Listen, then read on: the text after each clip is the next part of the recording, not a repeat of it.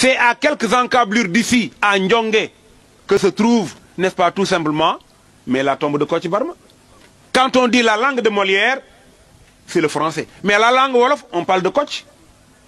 Et il y a une énorme littérature sur Kocc Barma. Pourquoi ne pas aller auprès de Ndongo Fall, que je connais personnellement? Pourquoi ne pas recueillir tous les récits de Kocc, mais les mettre dans des réseaux sociaux et les partager?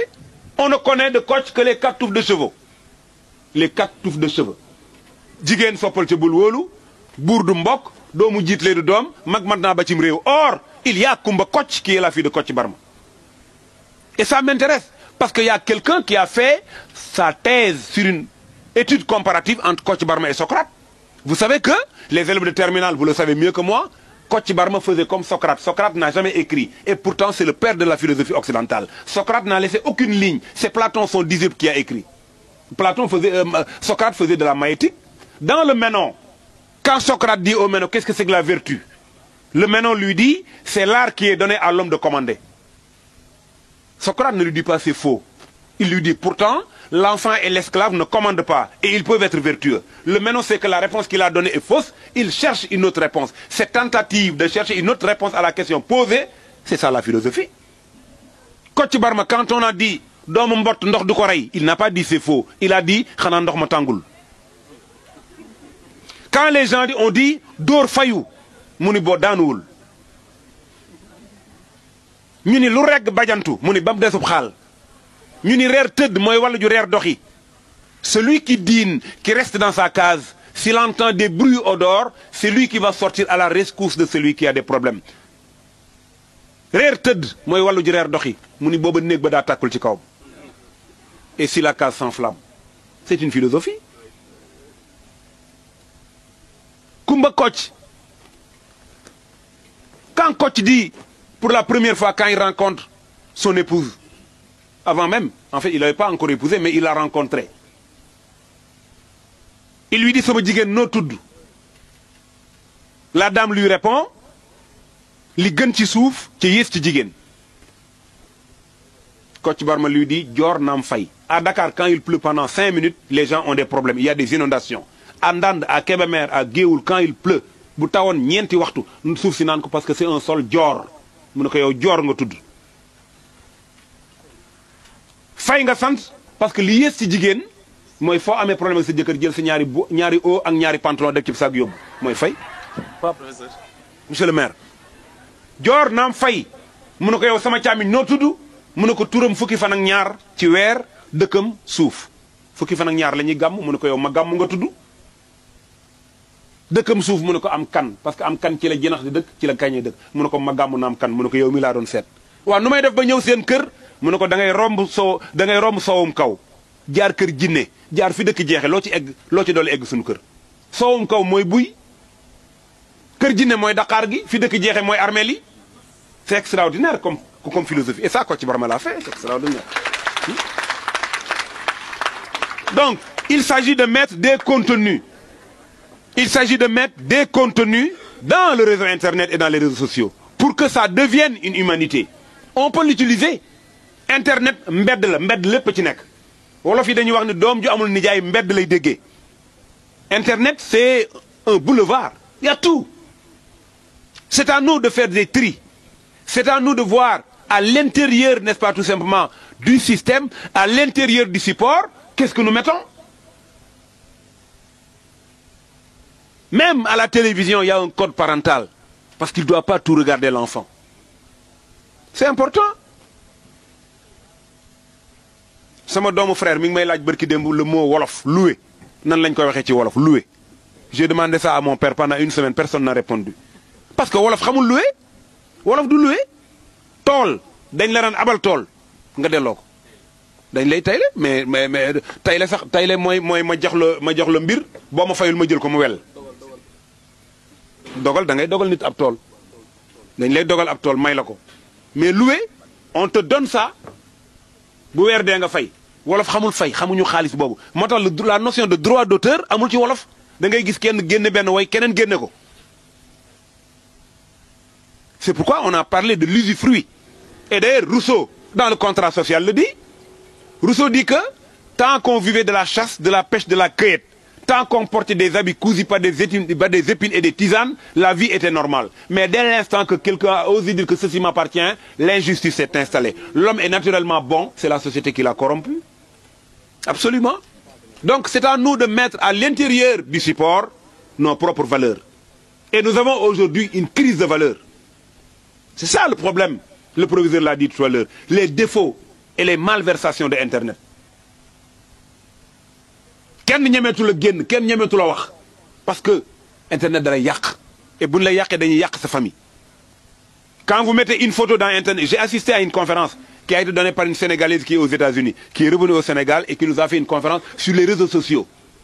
Les applications yi nekk ci portable yi les applications am na yoo xam ne application gratuite lañ ko tuddee. Les applications gratuites sont dangereuses parce que yow yaay cible bi. Quand vous mettez une photo dans Internet dootul dañ mukk ci àddina. Lu jar a def attention. Il faut absolument faire attention. C'est un couteau à double tranchant. Ça déshumanise. Da ngay ñëw ci kër. Asalaamaaleykum. Fekk papa, yaay, doom. ñëpp connecté. Kenn du wax ak yow. Ça a tué l'humanité. Kër yi dañ daan waxtaan. Da ngay gis ku nekk ci appareil. Bu jëkk jabar ak jëkkër bu ñu amee problème 10 minutes mu réglé wu. Léegi da ngay am problème ak sa jëkkër di dem jël sa appareil di connecté ku nekk feneen pendant 4 heures de temps. Ça a creusé les différences. L'éducation n'existe plus. Il y a une crise d'éducation aujourd'hui. Parce que l'éducation, il faut l'équipe, il faut les professeurs, il faut les parents. Durkheim dit que l'éducation, c'est l'action exercée par les générations adultes sur celles qui ne sont pas encore mûres pour la vie sociale. Mais on te laisse à toi-même. Bis bu ne mani wax naa ko RFM bërki démb ma leen erreur bu mag da ngay gis ku naan man sama kër 9h laa koy tëj kenn du génn. Or boo ko tëjee sa doom jël na portable am dugg ci mbàjj mi il parle avec le monde tëjoo dara au contraire tu as ouvert des portes. C'est ça le drame. Il y a des gens qui passent tout leur temps à faire des synapses.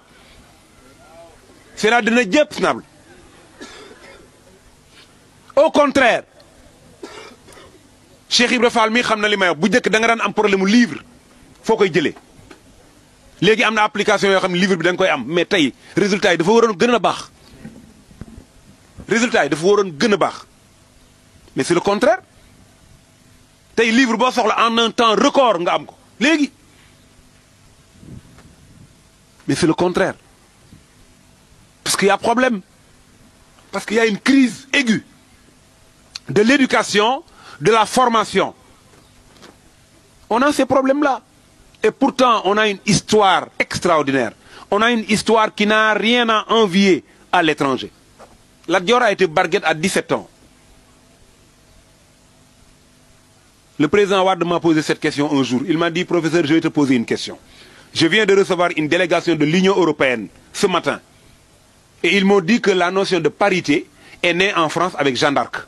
Est-ce qu'au Sénégal, il y a des filles à un âge jeune qui ont fait des prouesses? Maneko Ngone Latyr, pas la mère de Lat Dior, mais l'homonyme de la mère de Lat Dior, Ngone Latyr Latsukabe Ngone Dieye. Ngone Latyr, son père Latsukabe Ngone Dieye était malade au point qu'il était alité. Il était au lit. Et l'empire a été attaqué par les morts du Trarza. Le roi est là, il est malade, il ne peut rien faire. Les esclaves sont arrivés et lui ont dit que désormais, nous serons tous esclaves parce que le Trarza est à nos portes. C'est Ngone Latyr, sa fille, qui a l'âge de 15 ans, mais qui a la même taille que son père, qui demande à tout le monde de sortir, qui ferme la porte à double tour et qui dit à son père, qui avait les larmes aux yeux, sèche tes larmes. Nous nous ressemblons comme 2 gouttes d'eau au point qu'on nous confonde. Laisse-moi enfourcher ton cheval, laisse-moi porter ton manteau, tes bonnets, laisse-moi porter tes chaussures. La seule chose que je vais changer aujourd'hui, c'est la devise du cheval qui avait pour nom Maganer, qu'il est bon d'avoir un grand frère. À partir d'aujourd'hui, je nomme le coursier Ndeyel Nek, secret de chambre. Si les gens d'Idor le savent, c'est que quelqu'un dit dedans l'a raconté et je sais que ce ne sera pas toi. C'est elle qui a conduit la grande bataille de Ngangarang de 1695, qui a gagné la bataille. Elle avait un bonnet et les populations ont cru que le roi avait dirigé la bataille. Et quand on célébrait la victoire, elle a enlevé son bonnet, les rastas jaillissaient de droite à gauche, elle dit Gour Bakhna, Djigen Bakhna. C'est ça aujourd'hui l'histoire du Sénégal qu'on peut mettre, n'est-ce pas, dans des ouvrages. Amadou Ampateba l'a dit. Il y a un ouvrage d'Amadou Ampateba qui s'appelle La natte des autres. Amadou Ampateba dit que s'asseoir sur la natte des autres, c'est s'asseoir par terre. s'asseoir sur la natte des autres, c'est s'asseoir par terre. Et c'est extrêmement important. Nous devons valoriser ce que nous avons. Nous devons valoriser, positiver ce que nous avons. Notre culture, nos traditions, nos façons de vivre. Essayer d'utiliser Internet et qu'Internet ne nous utilise pas. C'est extrêmement important. Le président Senghor disait qu'il faut assimiler et non s'assimiler. Vous connaissez tous l'histoire de Maïmouna, d'Abdoulaye Sadji. En première, vous avez Nini, la mulâtresse du Sénégal. Nini, c'est pas Nini, c'est ni noire, ni blanche. Elle n'est ni noire, elle n'est ni blanche, elle est hybride, Tagatembe. Parce que elle a tourné le dos à sa tradition, Nini. Xam nga li dal métis moo gën a metti ci àddina métis dafa xeeb ñi mu bokkal ca mënut a jot ñi nga xam ne ñoom la dëgmal. Elle est toujours, le métis est toujours entre deux.